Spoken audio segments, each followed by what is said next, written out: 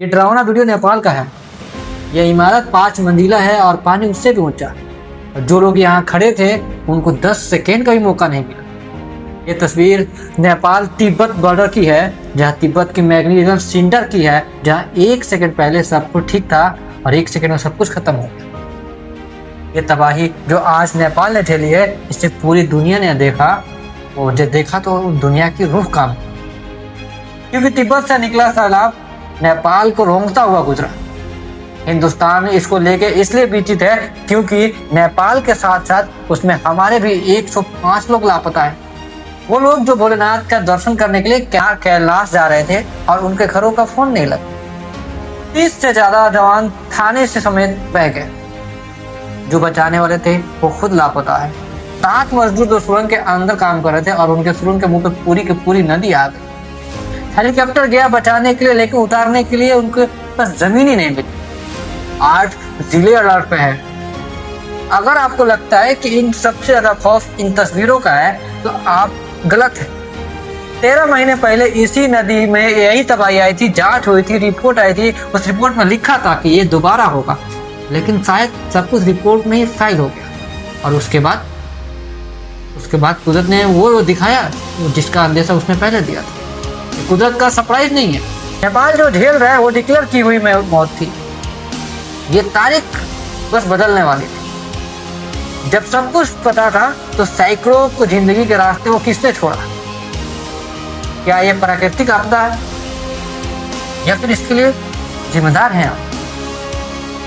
नमस्कार, मैं हूं आपका गुड्डू मलिक। आप देख रहे हैं नेपाल का ये हालत। और आज नेपाल के लिए सारी दुनिया दुआएं कर रही है, लेकिन दुआओं के साथ साथ हमें ये समझेंगे कि ये पानी आया कहाँ से।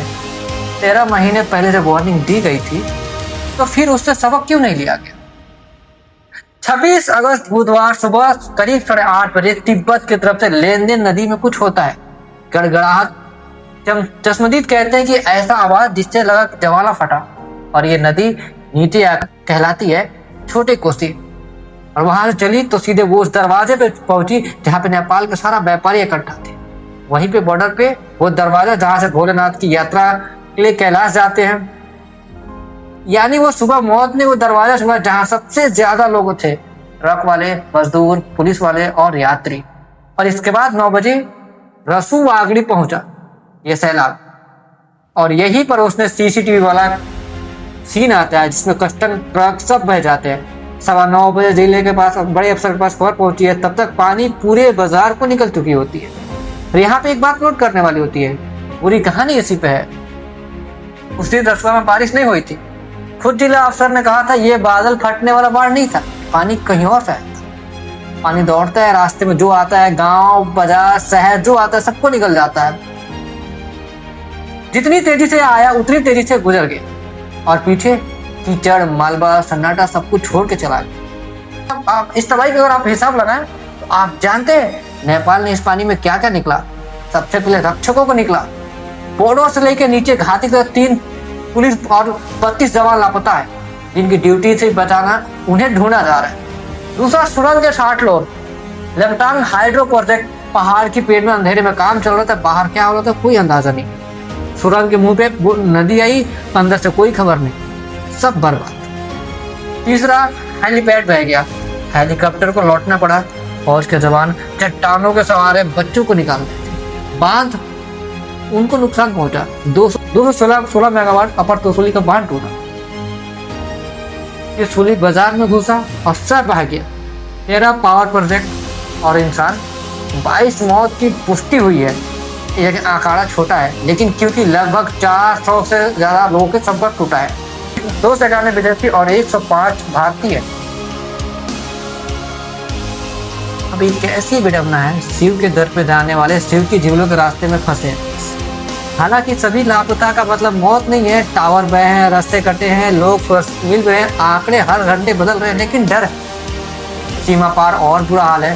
तिब्बत की वो बोर्ड जहाँ क्लास की एंट्री करते वहाँ दर्जनों लोग बहे हैं। हालत ऐसी है कि खुद चाइना के CJP ने आदेश दिया है। नेपाल के PM ने नदी किनारे के लोगों को सतर्क रहने की बोले। भारत को भी सतर्क करने के लिए बोला था। कहा जा रहा है 88 को जिंदा बचाया गया, 12 हेलीकॉप्टर लगे हैं, लेकिन कहानी अभी खत्म नहीं हुई। ऊपर पहाड़ों में पानी अभी भी है, प्रशासन ने साफ कहा है एक और दीवार कभी भी टूट सकती है।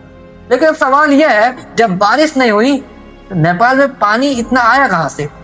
और जवाब बड़ा आसान है, हिमालय के ऊपर ग्लेशियर है जिसमें बर्फ जमा है, धरती खत्म हो रही है, बर्फ पिघल रहे, पहाड़ के ऊपर ही झील बना लेता है। ये चट्टान नहीं है, बर्फ का मलबा है, एक दिन टूटता है और पूरी झील एक झटके में खत्म हो जाती है। वैज्ञानिक इसे ग्लोब कहता है, किसी भाषा में पहाड़ की जगह इसको पानी बोला जाता है। काठमांडू यूनिवर्सिटी के वैज्ञानिक कह रहे हैं कि पहाड़ में पीछे पानी जमा और वो दीवार फटी। उसी समय तिब्बत में 4.4 तिब्बत का भूकंप आया था। कोई कह रहा है भूकंप ने गिराया, कोई कह रहा है झील फटी, सब अलग अलग चला। लेकिन सच ये है कि ये बम इस घाटी में पहले फट चुका है। हमें पता था ऐसा यहाँ हो सकता है, तैयारियां नहीं थी। 8 जुलाई 2025 को यही नदी यही तिब्बत में सैलाब लेके आई थी। 9 मौत हुई थी, 19 लापता थे। नेपाल चीन को जोड़ने वाला फ्रेंडशिप ब्रिज बन गया था। फिर कैलाश यात्रा का ये रूट नहीं पता था। हमें पता था कि ऐसा यहाँ हो सकता है, तैयारियां नहीं थी। 8 जुलाई 2025 को यही नदी इसी तिब्बत में सैलाब लेकर आई थी। 9 मौत हुई थी, 19 लापता थे। तब नेपाल सरकार ने अंतर्राष्ट्रीय वैज्ञानिकों की 47 रिपोर्ट में साफ साफ लिखा था कि ये फिर हो सकता है। और इसीलिए आज कुछ सवाल हमारे नेपाल सरकार से है कि एक सायरन की कीमत कितनी होती है। जुलाई 2025 के बाद इसका हिसाब क्यों नहीं लगाया गया? तिब्बत के टीमें तक पानी को पहुंचने तक वक्त लगता है। 10 मिनट में सैकड़ों जाने बच सकती थी। सवाल नंबर तो चीन से भी है, झील तिब्बत में है, मॉनिटरिंग चीन के हाथ में। जुलाई 2025 के बाद नेपाल के साथ रियल टाइम क्या डेटा शेयर हुई थी? और क्या जो डेटा शेयर हुई थी क्या ये दिन देखना क्यों पड़ा? ये सारे सवाल हैं। और मान लेते हैं कि हर झील मॉनिटर नहीं कर सकते, कम से कम घाटी में सायरन तो बच सकता था। उस घाटी में जहाँ 13 महीने पहले तबाही आई थी। कई तस्वीरें ऐसी है जो डराने वाली। नहीं पता था, जैसे हमको नहीं पता, सब काम कर रहे थे। और सच यह है कि जला पोस्ट करते, कोई अलर्ट नहीं, कोई सावधानी नहीं, कोई मैसेज नहीं, कोई आवाज सतर्क की कोई निशानी नहीं। ये तस्वीरें परेशान करने वाली है। और इस तबाही में इंसान को क्या है, भगवान तक को नहीं छोड़ा। ये तबाही का पानी 100 किलोमीटर दौड़कर नारायण घाट तक पहुंचा, जहां भगवान बुद्ध की मूर्ति थी, उनकी चरणों तक पहुंचा, शांति का प्रतीक तक। कैलाश की पैकिंग बनाने वाली ट्रैवल एजेंसियां जो जानती थी कि इसी रूट पर तबाही आई है, क्या उन्हें यात्री को बताया था ये रूट हाई इतना रिस्क है?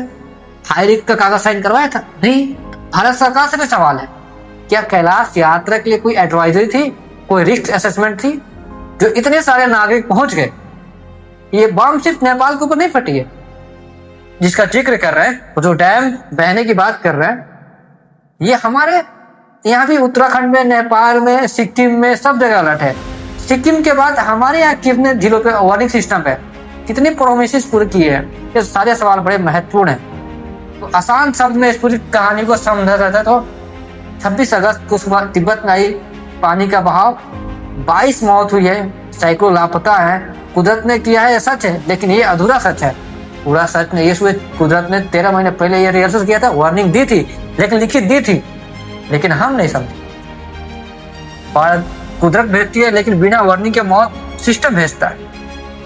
हिम्मत मत हारिए, लोग मिल रहे हैं, जो अपडेट होंगे आप तक पहुंचाया जाए।